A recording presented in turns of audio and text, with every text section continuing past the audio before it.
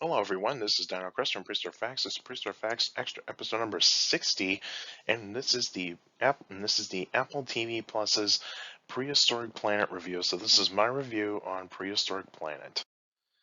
So here is the poster for Prehistoric Planet. It is on Apple TV, and go through how this show is actually constructed. So let's actually start with like what kind of people were actually involved in this show. And so the narrator is the legendary Sir David Attenborough, a very legendary narrator, and you've seen him in a lot of nature documentaries and even other paleo documentaries like on PBS. I mean, he's a legend in the documentary type of field, and just a true legend. And this is probably one of his best works right there. Executive producers are Jon Favreau and Michael Gunton. So Jon Favreau, the guy who directed the first two Iron Man movies, he's also in some of the other MCU films like the Spider-Man movies. And he's in a bunch of movies, and he's also directed and produced a bunch of movies. He's also a part of Lucasfilm, and the music, the composer for uh, this series is Hans Zimmer, a very legendary composer as well. He has done numerous types of projects. One of the things that he did was the Dark Knight trilogy score, and you might recognize his music from like also The Lion King, the animated version, not the uh, somewhat live action version. And so how this show goes is that there's 5 episodes, and so each episode is basically just kind of like a setting or a place or a certain type of setting. So episode 1 is coasts, episode 2 is deserts, episode 3 is freshwater, 4 is ice worlds, and 5 is forests. And it goes in that kind of order. So I'll be listing off some of the prehistoric animals that are featured in each episode. So I'll let you guys kind of get this idea of what is actually being shown in this series. In the coast episode, a Tyrannosaurus Rex is featured. Also, Alcyone or Alcyone, or Alcyone or whatever it is. Barbaridactylus, Phosphadodraco, Tyrannosaurus, Mosasaurus, Scyphidid ammonites, and Kaikai-Phylu.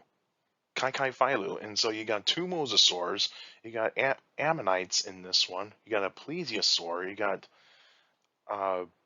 pterosaurs as well, and of course you got a Tyrannosaurus Rex in this episode. In the deserts episode, there's Dreadnoughtus, Velociraptor, Tarbosaurus, Mononychus, and Barbaridactylus returns in this one as well. In freshwater, Velociraptor returns, Tyrannosaurus Rex does return, Dinokairos is in this one, also Quetzalcoatlus, Mexicosaurus, and a type of elasmosaur is actually in this one as well. In ice worlds, we have dromaeosaurs, some type of dromaeosaur, hadrosaurs, of course, there's different types of hadrosaurs, Ornithomimus, Olorotitan, type of hadrosaur, Troodontids, Antarctopelta, Pachyrhinosaurus, and Nanuqsaurus. And those are the prehistoric animals or dinosaurs that were featured in that one. And in the forests episode, you got Austroposeidon, Triceratops, Carnotaurus, Gonzosaurus, Karitha Raptor, Edmontosaurus, Atrociraptor, Therizinosaurus, Hedsagopteryx, and Thalmoxes. And so those are all the dinosaurs and prehistoric creatures that are featured in these episodes. And so yeah, there's a lot of them that are in here. And so let's actually get down to the positives. The positives of this show, it's great narration. David Attenborough does a fantastic job in this series. and his voice is recognizable in the documentary circle. The settings in this series were very well done. I actually enjoyed every single setting that was on display. Wherever they went, they actually went to places that make it feel like that you were in the prehistoric times in this kind of setting. The setting, most of the majority of the setting in terms of the time is in the late Cretaceous period, and so you're mostly getting a lot of late Cretaceous type of setting in this type of documentary, and so there's going to be a lot of late Cretaceous dinosaurs in this one. The dinosaur designs are fantastic. This is one of the best dinosaur designs I have ever seen of any type of documentary, and so this is really, really well done. I love this. How the dinosaur designs were made. No shrink wrapping, which is a great thing in terms of the prehistoric animals and the dinosaurs. It just shows that a lot of the makers of this series, especially the executive producers John Favreau and Gunton, uh, listen to the paleontologists in this series, and I think it really does help this series a lot. The music, Hans Zimmer's music, is fantastic. It's great. It's great. Great type of theme music that you can just like listen to and just feel like you're in a calm setting. Even brings up some tension as well, especially in like some very serious scenes. The dinosaur sounds amazing. There's no roaring. There's no like mammalian sounds being put into these prehistoric creatures. So you get like these like grunts and growls types of sounds, some hissing, and that's what dinosaurs should sound like. And there's some dinosaurs that do have the higher pitched sounds, which is fantastic as well. So I like that. Even new dinosaurs are shown, and I actually enjoyed that. I enjoyed that part of the series. You get to see different types of prehistoric creatures, new dinosaurs, dinosaurs that get time in the spotlight. Like even dinosaurs I have never even heard of before. I mean, like think about the Zelmoxes. I have never heard of Zelmoxes before. Uh, Karitha Raptor, I kind of heard of that one, but I didn't know that much about it. Um, some of the pterosaurs that were featured in here, the plesiosaur, even Kai Philo. I was very surprised about that kind of mosasaur that was featured in that episode on the coast. Even like different types of hadrosaurs were featured in here. Even Dinokairos gets time to shine in the freshwater episode, and even Mashikasaurus gets time to shine. You know, we get Olorotitan,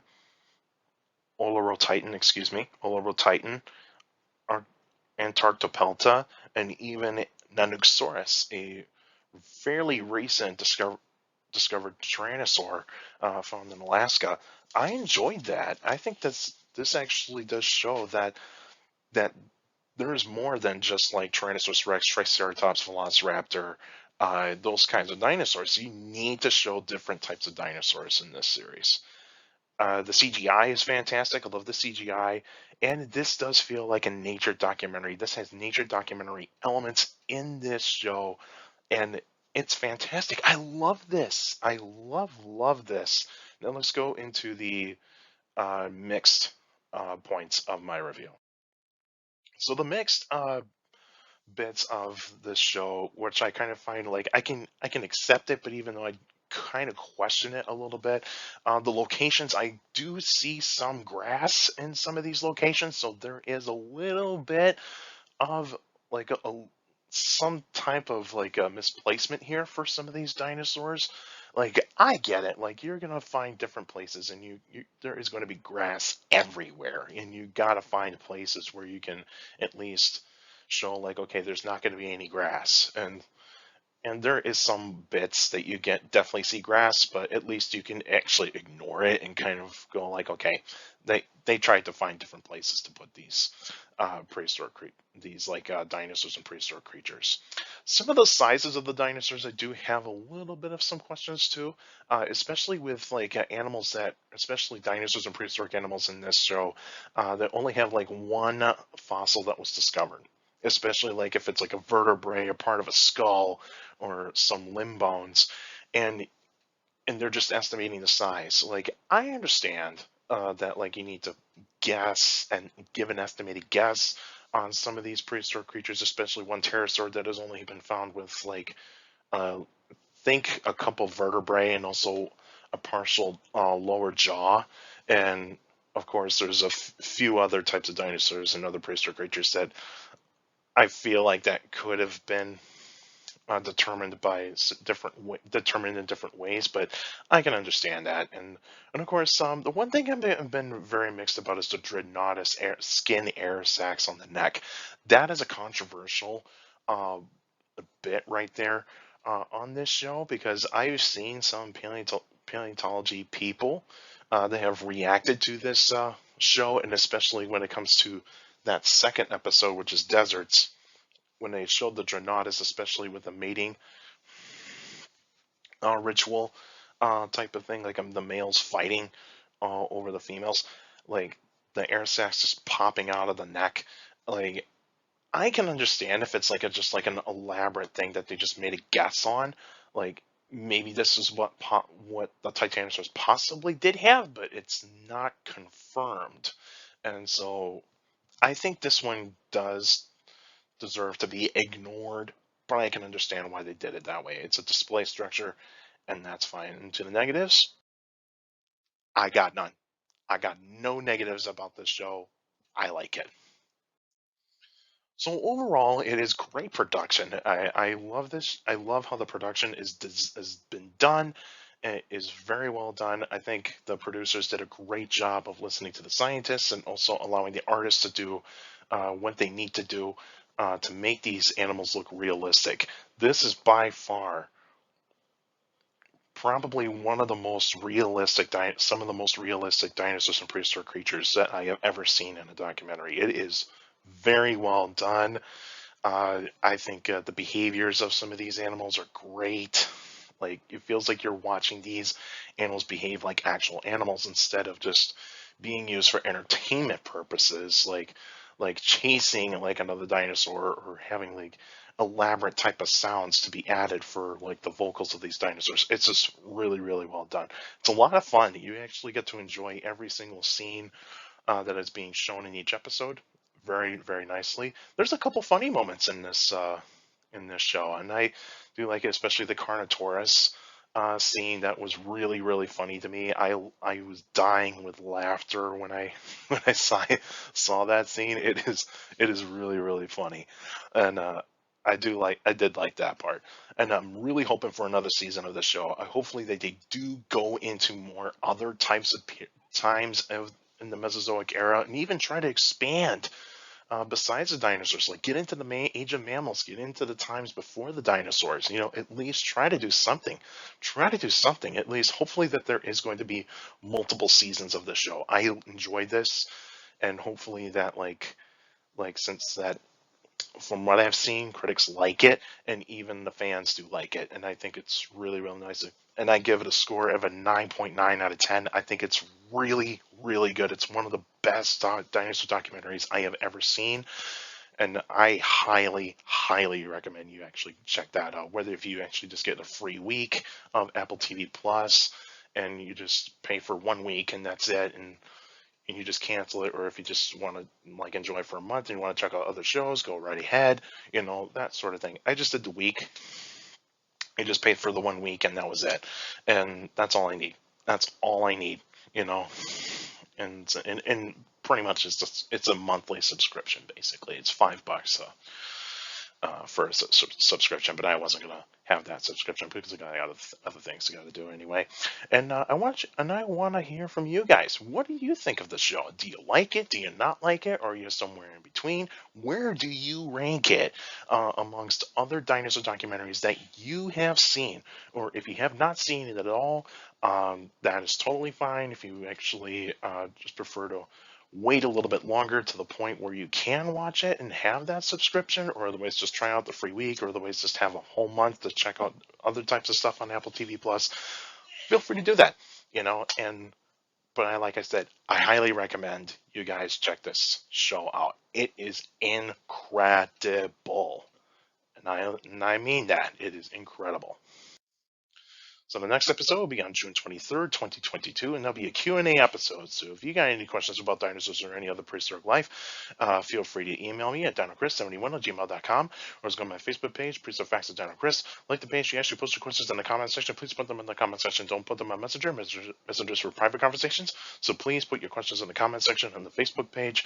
And also, for YouTubers out there, like the video, subscribe to the channel, and according to my analytics, a lot of you guys that are checking out my channel are not subscribed yet, so please feel free to subscribe, like the videos, because it helps the algorithm, and also share the videos, share the channel to anybody that is interested in dinosaurs and other prehistoric life, and also stop on that bell so that way you can get weekly notifications of every single video that comes out weekly, and also feel free to put your questions in the comment section there, YouTubers, and I enjoy reading every single question that you got for those Q&A episodes, especially the one that's going to be coming up, and you guys rock, and you continue to give me some great questions, and also keep your questions short to the point. You can also follow me on Instagram at dino.chris.pf. I post pretty cool stuff on there. You can also follow me on Twitter at CSGRALL. That's my Twitter page. I post pretty cool stuff on there as well. Also, take care of people around you. Notice it for you younger people out there, to make sure listen to parents, your teachers, and the guardians. It's the best motivation you can have a good education. It's very important to have good educations with a good education and get a good job in the future. And also, on this kind of note, if you follow my Facebook feed or my Facebook page, Prehistoric Facts with Dino Chris, I did make a note on here is that the Jurassic World Dominion review will be postponed until further notice.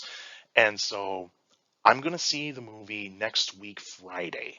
So that'll be June 24th. I'll be able to go see it. And the review will be up on YouTube on June 25th, 2022. And so make sure you check that extra episode out on the 25th of June. That would be next week, Saturday. So just to let you guys know, the Jurassic World Dominion review will be on next week, Saturday, June 25th, 2022. So there's a reminder for you guys. That's it for now, and I'll see you guys next time.